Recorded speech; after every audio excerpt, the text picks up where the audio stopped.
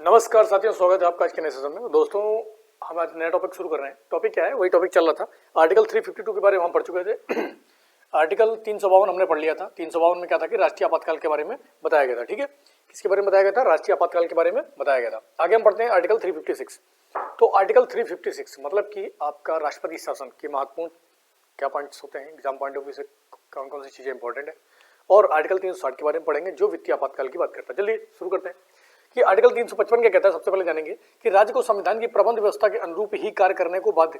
ठीक है, तो आर्टिकल 355 क्या कहता है कि राज्य जो है ना, जो मतलब राज्य सरकारें हैं, वो संविधान की प्रबंध व्यवस्था के अनुरूप ही कार्य करेंगी।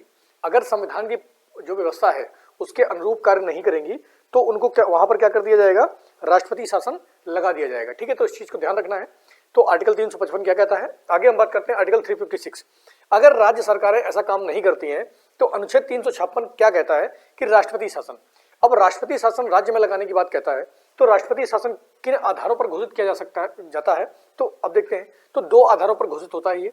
पहला आधार क्या है कि राज्य सरकार संविधान के अनुरूप नहीं चल रही, कि राज्य सरकार जो है वो संविधान के अनुरूप कार्य नहीं कर रही है, और दूसरा ये राज्य केंद्र द्वारा दिए गए निर्देशों का पालन करने में असफल रहता है। ठीक है, तो राज्य जो है वो केंद्र जो निर्देश दे रहा है उन निर्देशों को नहीं मान रहा है, मतलब कि उनका अनुपालन नहीं कर रहा है।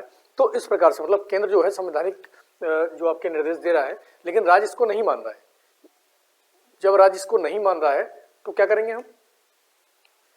तो चलिए देखते हैं एक बार फिर से। तो क्या हुआ कि अनुच्छेद 356 क्या कह रहा है कि दो आधारों पर हम क्या कर सकते हैं? राष्ट्रपति शासन घोषित कर सकते हैं। तो पहला आधार क्या है कि अगर राज्य सरकार जो है संविधान के अनुरूप नहीं चल रही है। दूसरा पॉइंट क्या है कि राज्य जो है वो केंद्र के द्वारा जो निर्देश दिए गए उनका पालन नहीं कर रहा। अगर ऐसी दो चीजें होती हैं तो राज्यपाल क्या करेगा कि राज्यपाल अपनी रिपोर्ट बनाता है, और राज्यपाल अपनी रिपोर्ट बनाने के बाद राष्ट्रपति को सौंप देता है। तो राष्ट्रपति उसको केंद्र के पटल पर रखता है, और अगर ऐसा होता है तो फिर उस राज्य में क्या कर दिया जाता है? राष्ट्रपति शासन लगा दिया जाता है।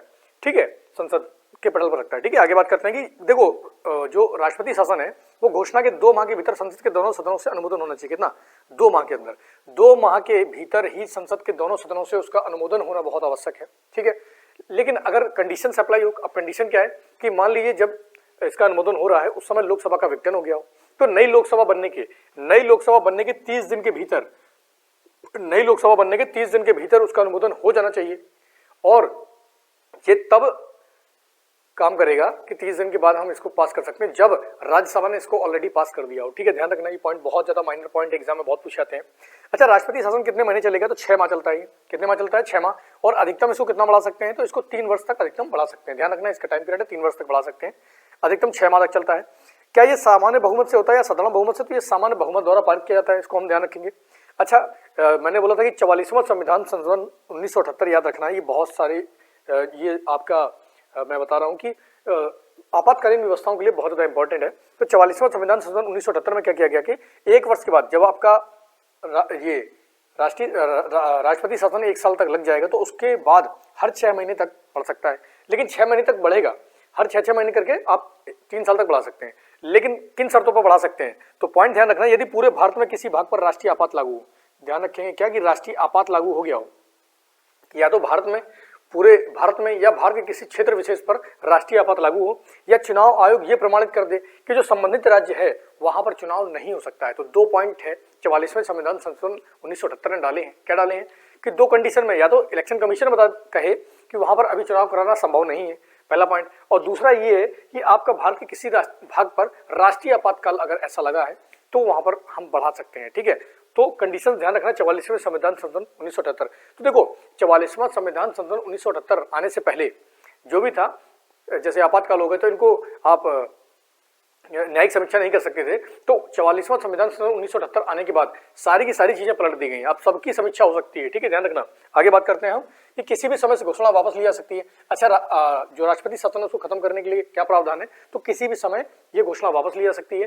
क्या इसमें संसद की संस्तुति जरूरी है, अनुमति जरूरी है? तो बिल्कुल नहीं। ठीक है, किसी भी समय राष्ट्रपति क्या कर सकता है? इस घोषणा को वापस कर सकता है। आगे बात करते हैं कि राज्य का राज्यपाल, अच्छा वहां पर जब राज्य पर शासन कौन करेगा?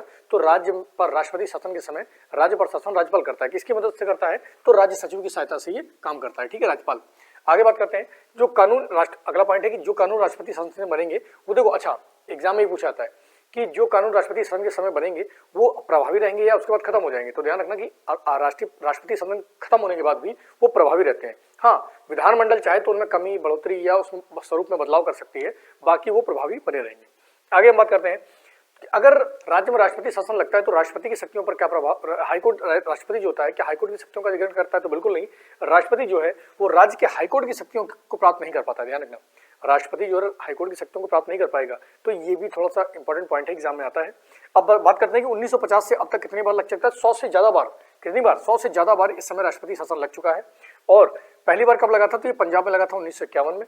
आगे बात करते हैं, ठीक है, कब लगा था? पंजाब में 1951 में पहली बार लगा था। बाकी तो बहुत सारे राज्यों में बहुत बार लगा है, तो इतना ज्यादा याद नहीं करना है। अच्छा, एक मामला और इससे संबंधित है। एक तो 44वां संविधान संशोधन 1978 संबंधित है, दूसरा आपका है बम्बई मामला। तो बम्बई मामले में कुछ बदलाव किए थे इसमें, तो वो क्या था 1994 में। तो बम्बई मामला कब आया था आपका? 1994 में। इसने 2-3 पॉइंट डाले जो इंपॉर्टेंट है हमारे point of exam point of view से। तो पहला क्या है कि न्यायिक समीक्षा योग्य, तो राष्ट्रपति शासन जो है वो न्यायिक समीक्षा योग्य बम्बई मामले में बोला गया। आगे बात करते हैं कि राष्ट्रपति के कार्य पर हाईकोर्ट रोक लगा सकता है, कि राष्ट्रपति शासन पर क्या हाईकोर्ट रोक लगा सकता है? तो बिल्कुल, राष्ट्रपति अगर कोई कार्य कर रहा है, राष्ट्रपति शासन पर नहीं, राष्ट्रपति अगर कोई कार्य कर रहा है अंदर राज्य के अंदर और अगर वो असंवैधानिक है तो हाईकोर्ट उसके ऊपर रोक लगा सकता है। ये बहुत इंपॉर्टेंट पॉइंट है, तो उसको ध्यान रखना पूरा कि आर्टिकल 356 क्या कहता है। आर्टिकल 356 राष्ट्रीय आपातकाल की बात करता है, राष्ट्रीय आपातकाल कर रहा हूँ, राष्ट्रपति शासन की बात करता है और 356 में आता है। और ये बहुत सारे इंपॉर्टेंट पॉइंट है जो एग्जाम में बार बार स्टेटमेंट बना के पूछा था, चाहे छोटा एग्जाम हो चाहे बड़ा एग्जाम हो, कोई भी एग्जाम हो, तो किसी भी लेवल का एग्जाम हो, यहाँ से क्वेश्चन हमेशा बनते हैं। आगे हम बात करते हैं आर्टिकल 360 के बारे में। तो आर्टिकल 360 क्या है? देखो, आर्टिकल 360 कहता है आपका वित्तीय आपातकाल। अब वित्तीय आपातकाल, क्या भारत में अभी तक वित्तीय आपातकाल लगा है? तो नहीं। तो ध्यान रखेंगे कि आर्टिकल 360 जो है, आर्टिकल जो आपका है 360, ये वित्तीय आपातकाल की बात करता है।